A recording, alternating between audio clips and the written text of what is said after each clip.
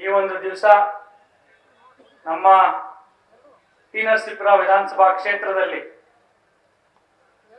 ಚುನಾವಣಾ ಪ್ರಚಾರ ಸಭೆಯನ್ನ ಹಮ್ಮಿಕೊಳ್ಳಲಾಗಿದೆ.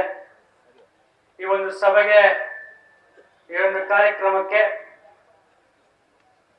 ಟಿ ನರಸೀಪುರ ವಿಧಾನಸಭಾ ಕ್ಷೇತ್ರದ ಎಲ್ಲ ನಮ್ಮ ಕಾಂಗ್ರೆಸ್ ಪರಿವಾರದ ಬಂಧು ಮಿತ್ರರು ತಾವೆಲ್ಲರೂ ಕೂಡ ಆಗಮಿಸಿದಿರ.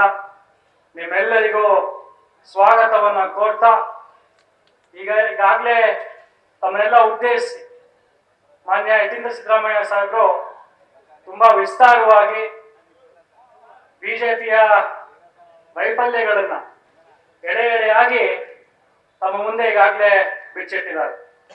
ನಾನು ಹೆಚ್ಚು ಮಾತನಾಡಕ್ ಹೋಗೋದಿಲ್ಲ.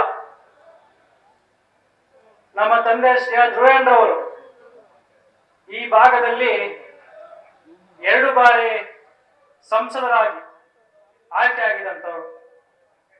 2 ಬಾರಿನೂ ಕೂಡ ತಮ್ಮೆಲ್ಲರ ಆಶೀರ್ವಾದದಿಂದ ಅತಿ ಹೆಚ್ಚು ಮತಗಳಿಂದ ಅವರು ಸಂಸತ್ತಿಗೆ ಆಯ್ಕೆಯಾಗಿ ಹೋಗೋದಂಥದ್ದು. ಕಳೆದ ಲೋಕಸಭಾ ಚುನಾವಣೆಯಲ್ಲಿ ಕೆಲವು ಮತಗಳಿಂದ ಅವರಿಗೆ ಸೋಲುಂಟಾದರೂ ಕೂಡ ಟಿ ನರಸೀಪುರ ವಿಧಾನಸಭಾ ಕ್ಷೇತ್ರದಲ್ಲಿ ತಾವು ಅತಿ ಹೆಚ್ಚು ಮತಗಳನ್ನ ನೀಡುವ ಮುಖಾಂತರ ಟಿ ನರಸೀಪುರ ವಿಧಾನಸಭಾ ಕ್ಷೇತ್ರದಿಂದ ಒಂದು ಬಹುಮತವನ್ನ ತಾವೆಲ್ಲರೂ ಕೂಡ ನೀಡಿದ್ರಿ.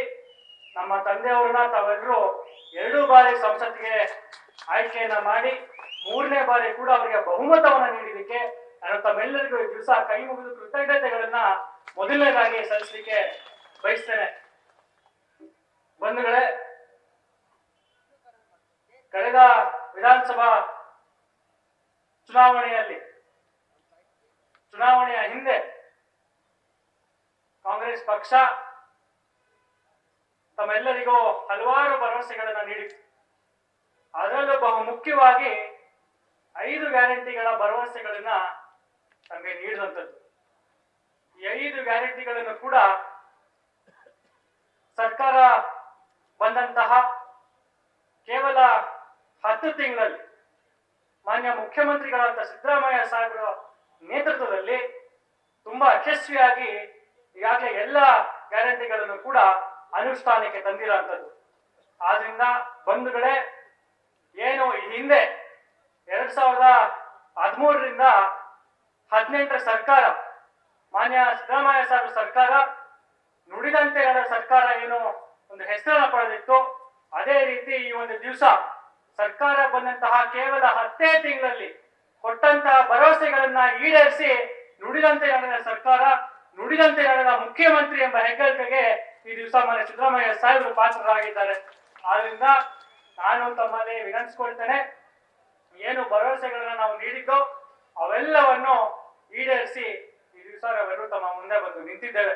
ಆದ್ರಿಂದ ಬಂಧುಗಳೇ, ಈ ಒಂದು ಲೋಕಸಭಾ ಚುನಾವಣೆಯಲ್ಲಿ ತಾವೆಲ್ಲರೂ ಕೂಡ ಅತಿ ಹೆಚ್ಚು ಮತಗಳನ್ನ ನೀಡಿ, ಏನು ಈ ಹಿಂದೆ ಈ ಒಂದು ಲೋಕಸಭಾ ಕ್ಷೇತ್ರ ಕಾಂಗ್ರೆಸ್ ಭದ್ರಕೋಟೆ ಎಂಬ ಹೆಸರನ್ನ ಪಡೆದಿತ್ತು, ಆ ನಿಟ್ಟಿನಲ್ಲಿ ಈ ಒಂದು ಲೋಕಸಭಾ ಕ್ಷೇತ್ರ, ಇನ್ನು ಲೋಕಸಭಾ ಚುನಾವಣೆಯಂದು ತಾವೆಲ್ಲರೂ ಅತಿ ಹೆಚ್ಚು ಮತಗಳನ್ನು ನೀಡಿ ಅತಿ ಹೆಚ್ಚು ಬೆಂಬಲವನ್ನ ಕಾಂಗ್ರೆಸ್ ಪಕ್ಷದ ಅಭ್ಯರ್ಥಿಯಾದಂತ ಸುನೀಲ್ ಬೋಸ್ ಅವರಿಗೆ ನೀಡಿ ತಾವೆಲ್ಲರೂ ಅವರ ಸಂಸತ್ಗೆ ಕಳಿಸುವಂತ ಕೆಲಸವನ್ನ ಮಾಡಬೇಕು ಅಂತ ನಾನು ತಮ್ಮಲ್ಲಿ ಗೌರವಪೂರ್ವಕವಾಗಿ ಮನವಿಯನ್ನ ಮಾಡ್ಕೊಳ್ತೇನೆ.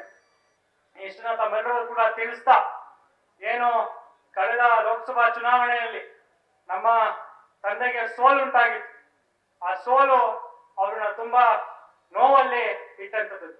ಆ ನಂತರ ಕಾಂಗ್ರೆಸ್ ಪಕ್ಷ ಅವರಿಗೆ ಕಾರ್ಯಾಧ್ಯಕ್ಷನಾಗಿ ಮಾಡಿ ಅವರಿಗೆ ಉತ್ತಮ ಸಂಘಟನೆಯ ಕೆಲಸವನ್ನ ಮಾಡಲಿಕ್ಕೆ ಒಂದು ಅವಕಾಶವನ್ನ ಮಾಡಿಕೊಟ್ಟದ್ದು. ಆದ್ರಿಂದ ಬಂಧುಗಳೇ, ಏನೋ ಕಳೆದ ಲೋಕಸಭಾ ಚುನಾವಣೆಯ ಸೋಲು ನಿಮ್ಮೆಲ್ಲರೂ ಕೂಡ ತಿಳಿದಿದೆ. ಕೇವಲ ಕೆಲವು ಮತಗಳಲ್ಲಿ ಅವರು ಸೋಲು ಅನುಭವಿಸಿದ್ದು.